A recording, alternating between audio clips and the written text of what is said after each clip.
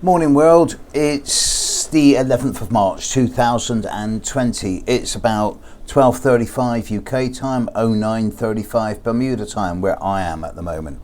So this is a video that's not full of doom and gloom, not full of pessimism, and not full of angst either. This is just a purely astrological, astronomical video because at the moment we do have a really beautiful light show in the sky. I'm biased because I saw quite a lot of blue clear sky this morning, so I've got quite a light show. But wherever you are, if you've got a clear sky, then the next couple of days are going to be rather interesting. So there's 5 planets visible at the moment in the evening or in the morning, and hopefully 6. So let's have a look. The moon, we've just passed full moon. Yeah, that was a bit of a stinker full moon.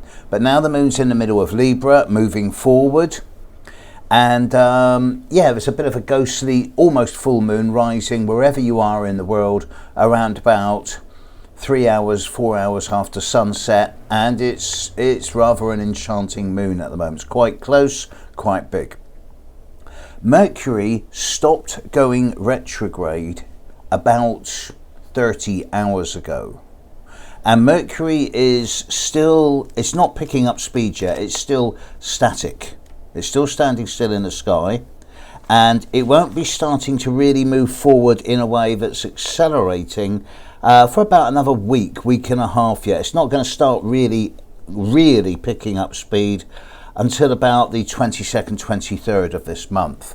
So the more we get into the end of this next week, the more we get into about the 19th, 20th, there is a good possibility of seeing Mercury in the sky for about an hour before sunrise. You will need to know where to look. This is where some of the latest apps come in handy.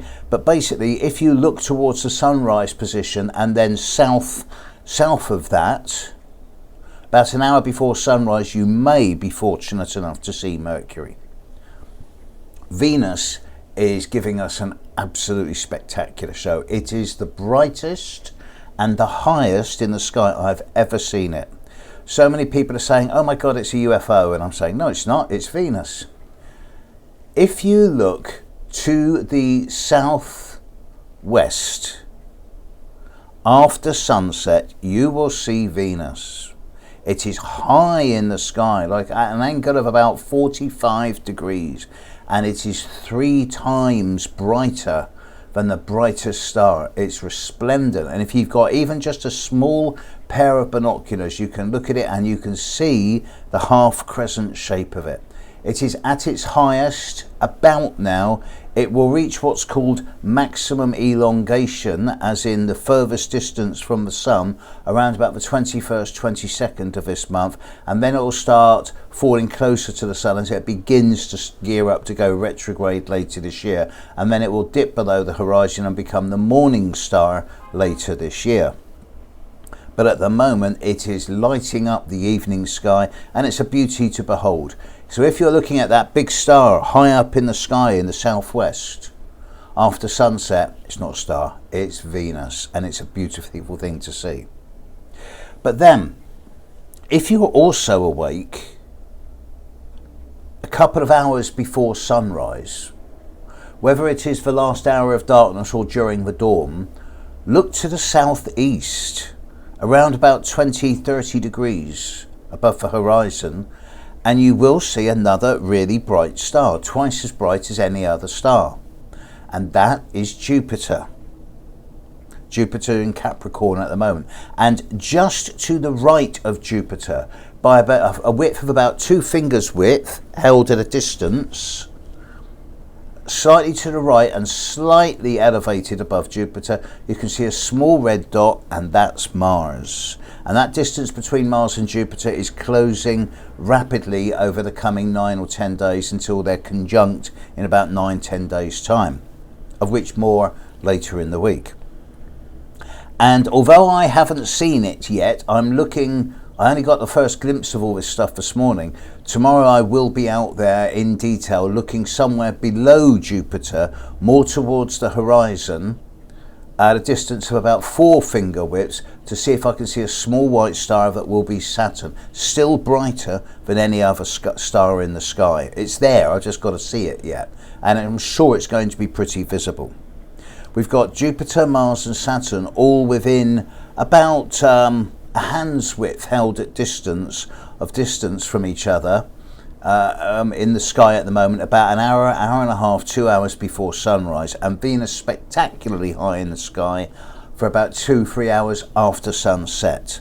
Just as the moon rises, Venus will be setting, at least tonight, and Mercury is going to be visible, I hope, just before sunrise over the coming week or so.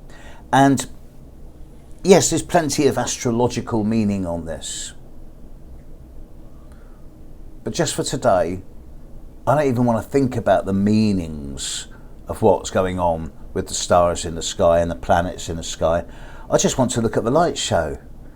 Because think of it like this.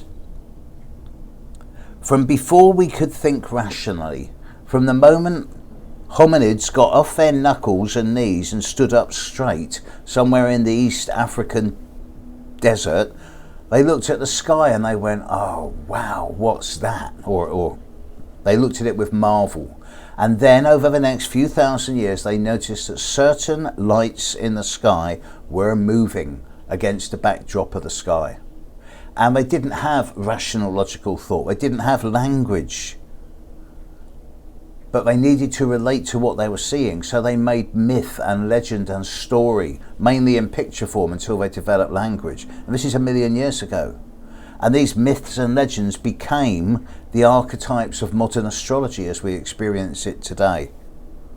So there is a case still, I hope, for looking at the movement of the planets in the sky and marvelling at the fact that we can see them. Remember, we are the only planet in the solar system that can see its moon. We are the only planet in the solar system where we can look out and actually see other planets moving. Although if you stood on the moon, you can obviously see the Earth moving. And I just consider us to be, in certain ways, very lucky indeed. And in this day and age, especially at the moment, we all need a little bit of wonder and a little bit of marvel to inspire us. So yeah, it's really worth going out there. If you've got clear skies, go and have a look at Venus tonight. And if you're up early in the morning, an hour or two before sunrise, go and have a look at that too. Meantime, I'm in Bermuda for another 7 days at my Serenity, doing workshops, doing readings. And I'll be back in the UK middle of next week. Catch you later, world. Bye.